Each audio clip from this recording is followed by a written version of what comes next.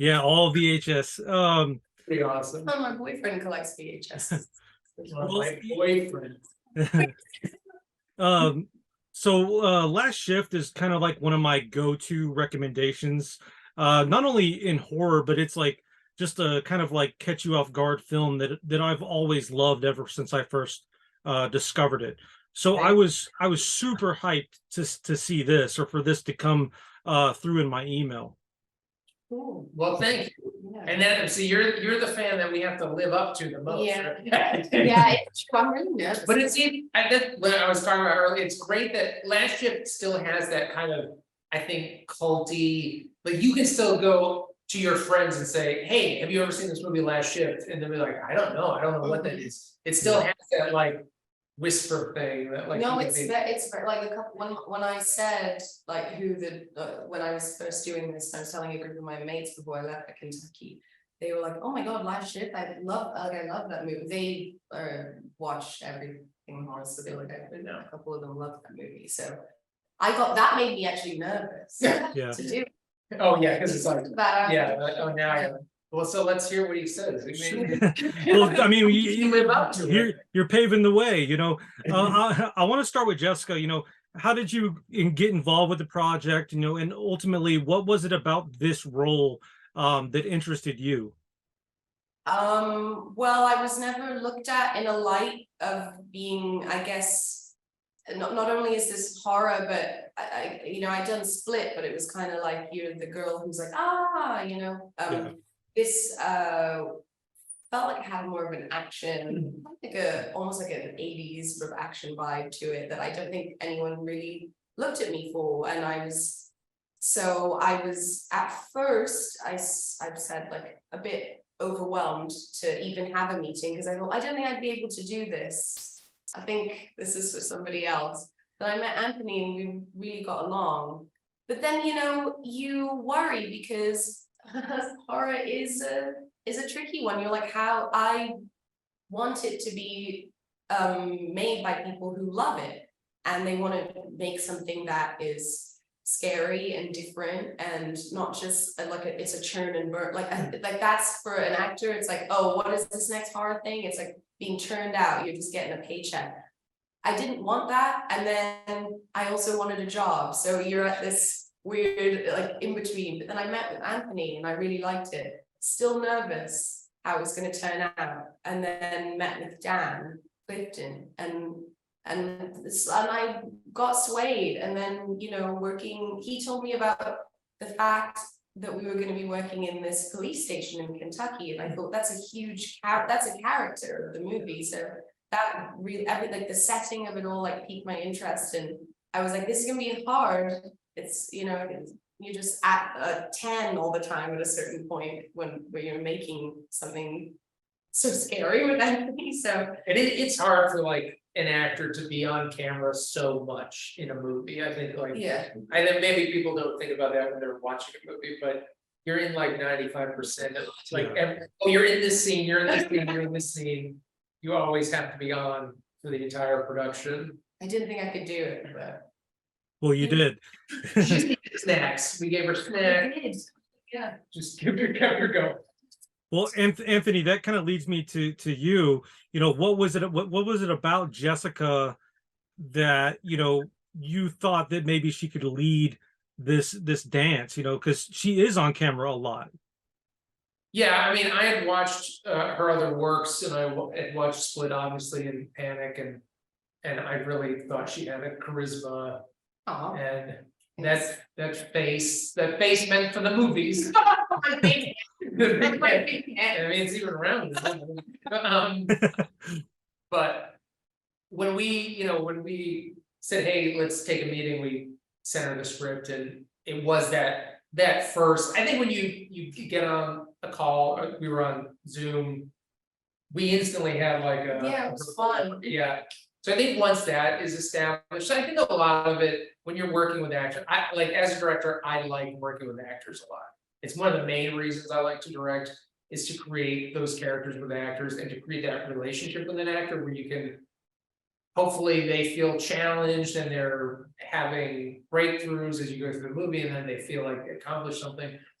So I think she had all those qualities, and she was like, knew her horror shit. Yeah, She really did. We had a long conversation about other films, and one of the things that I thought was one of those like strange things is we started talking about Mandy and the music, and she was like, oh, you know, this really reminded me of like the music here, and I'm like, that's crazy because I listened to Mandy, the score to Mandy, almost the entirety of through a lot of the emotional stuff in the script.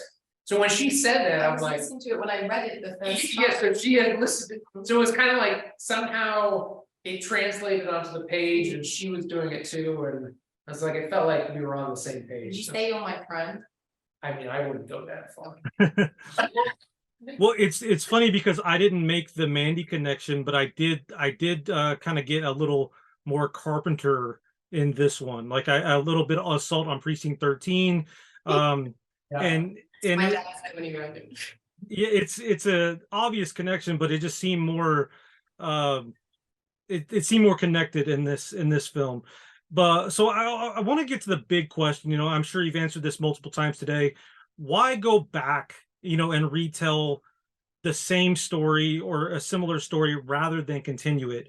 I mean, you do expand, but in modern films, it just seems like it's not, it doesn't happen as often. Like I can think of like maybe Evil Dead comes to mind, but it's just something you don't see that often.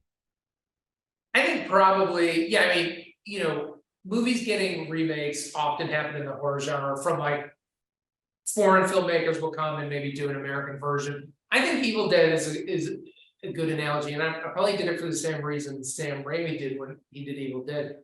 Like when I talked to when I made that first movie, when I finished it, I was like, this movie plays for horror fans. I really wanted it played theatrically. I thought it was a crowd pleaser. I thought it would be a great movie for people to sit in the theater and watch together. And that really didn't happen with the first one. I mean, it got for an indie horror film, it got a solid release with Magnolia, but not to the extent that I felt like even now today, it's like you can approach people and they wouldn't know what Last Ship was. And we made that movie for such a small budget.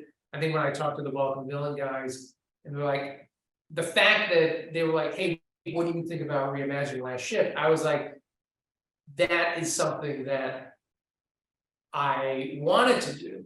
You know, something either in exploring the cult more in a prequel or doing more in a sequel, but the reimagining felt like the right way to go just because so we could start fresh in a way and tell that bigger complete story with a bigger budget and get it out to as many people as possible. I have to yawn, I'm so sorry. You can yawn.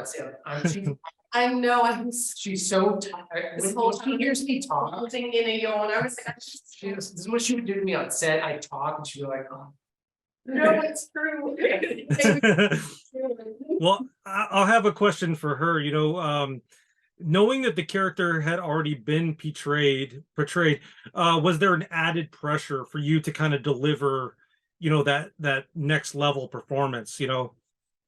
Yeah, I mean, I guess it's that I heard Anthony, like you talked about that, like why you wanted to reimagine it and do it, and that made me feel safer because essentially then what you're hearing is you want this to be something on its own too, not necessarily the same thing. And then Anthony said, don't watch it, like I don't want you to watch this because I would like this to be your own character.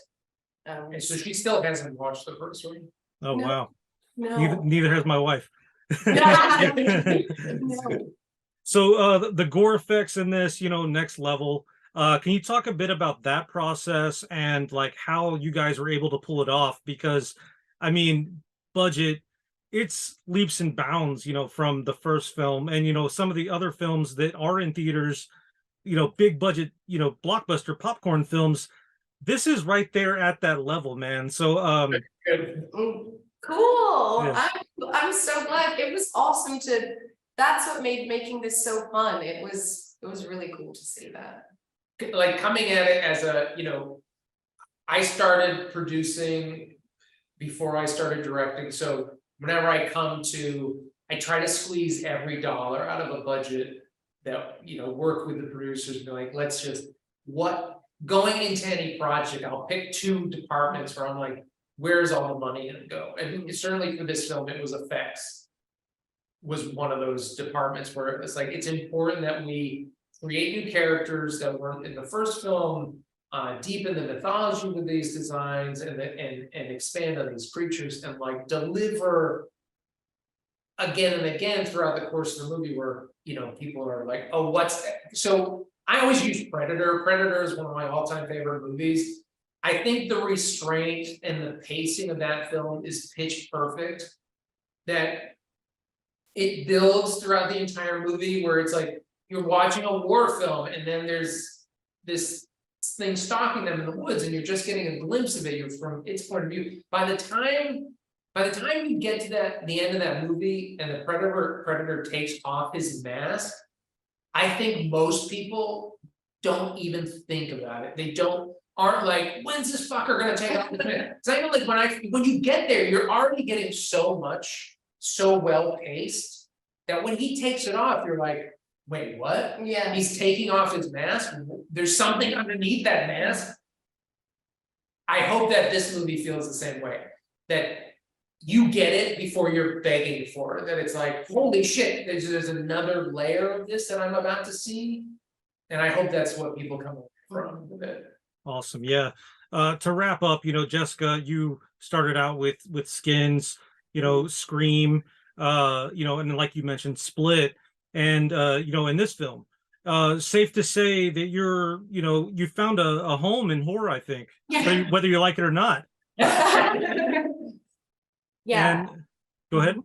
Like, no, I owe so much to it. It has helped me get Split, helped me get Scream. Like, I don't know, just work begets work, and experience makes you that stronger in your field. So I would say doing Split, I mean, Scream was more a lot more ensemble and has the teen edge to it. Split definitely helped with this movie, making a film. And then, but I kind of had the luxury of Split. Anya had to be at this crazy pace all the time, and so did James, and they had to carry that. And I think watching them definitely helped prep me for this. And you don't think about it until I was on set, and made me think a lot about James too. And I mean, that being in front of the camera, so yeah, and I just remember him being so knackered, just shattered all the time, having to do stuff. But he is, I mean, well, he's James McKinley, so he's the loveliest, and he did it all with such grace. So did Anya. So that's always good to have. and so did Sula. Oh, cheers. Well, I learned from some good ones, but yeah, I have found a home in horror, and luckily I love movies, so I've seen everything, so nothing really shakes me. Horror is hard though, because mentally I just watched a lot of fucked up shit. Well, we got to wrap up. Thank you guys so much for your time. Thank you for a great film, honestly. And here at CineDump, we let the doers know how they're doing, and you two are doing just fine. I'm very excited to continue to watch your careers. And that's it. Thank you guys so much. Thank you so much. Thank you. Good to meet you. Bye. Thank you.